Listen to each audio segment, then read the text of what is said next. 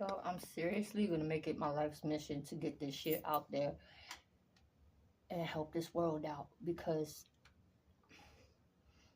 as a person that has suffered through a lot of fucking trauma, I am still not healed. And I'm still living in survival mode out of fear of my narcissistic mom attacking once again. So,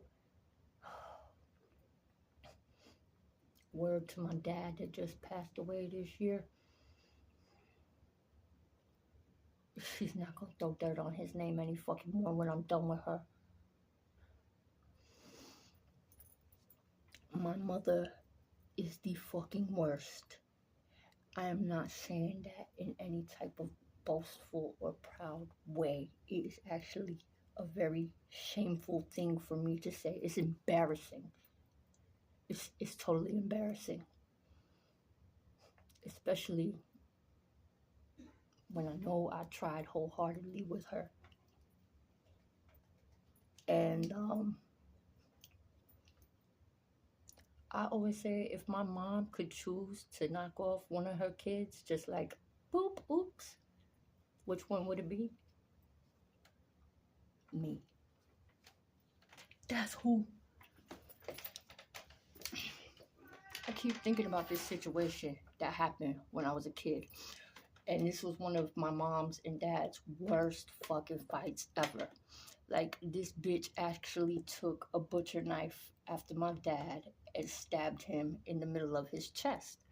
And this was the first time foster care was a threat in my life.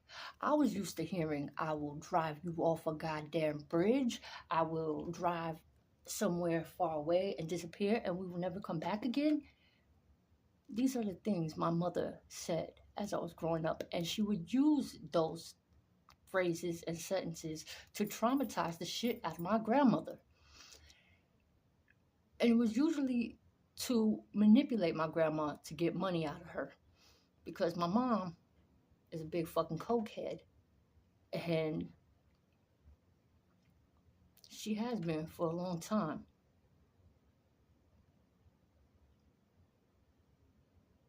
She's able to throw dirt on my father's name the way she can because he does have a criminal history. Because my dad is actually fucking gangster and did some shit. And I'll tell you straight up what my dad did. He robbed the hell out of American Express while he was working for them. He was the liaison between different companies, which was basically the correspondence person for American Express with other entities. He was in charge of writing their letters. In the 80s, he taught himself how to make credit cards with the fucking computer system. And he robbed the shit out of American Express for a good 5 fucking years. He didn't get caught.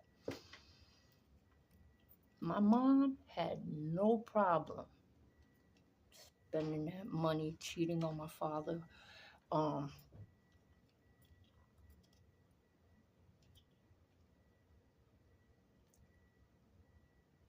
me get back to this fight where she stabbed him. This is what's driving me crazy about it. The police sided with this bitch.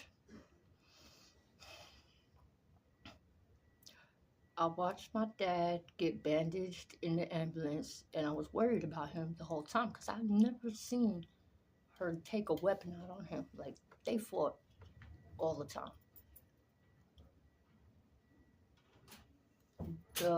The fucking bottom line to this argument was she wanted money, and my father told her no.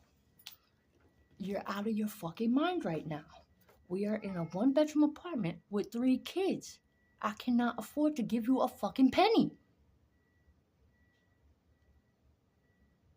My mom threatened him that she was going to call the cops, tell them to take all 3 of us kids to foster care, and whatever else she would fucking like say. She was a lunatic. This bitch was an absolute fucking lunatic.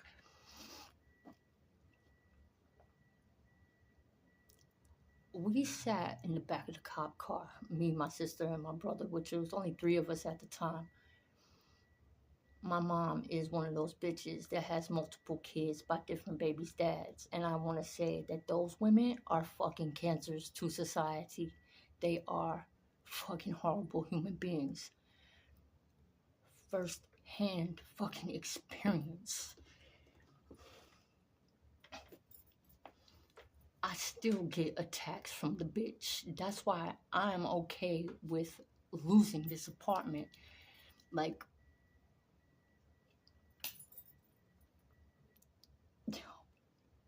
the police, after what seemed like sitting in the back of a cop car forever with foster care hanging over my head, which had me terrified to fucking death.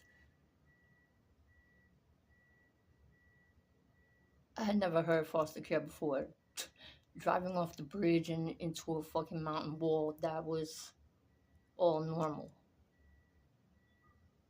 Foster care actually scared me. My dad actually got hurt this time with a weapon.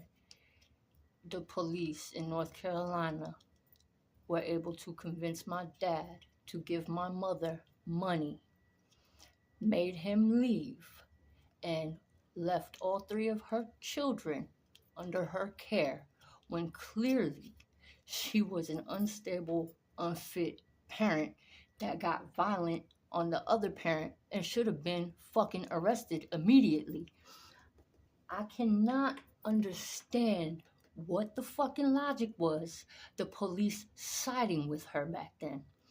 This was when I was 7 or 8 years old, so we're talking Greensboro, North Carolina in the early 90s.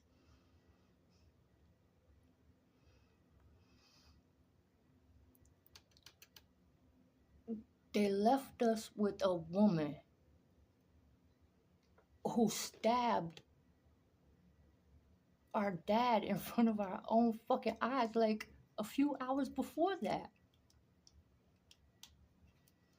How the fuck does that piece of shit bitch get looked at as the victim?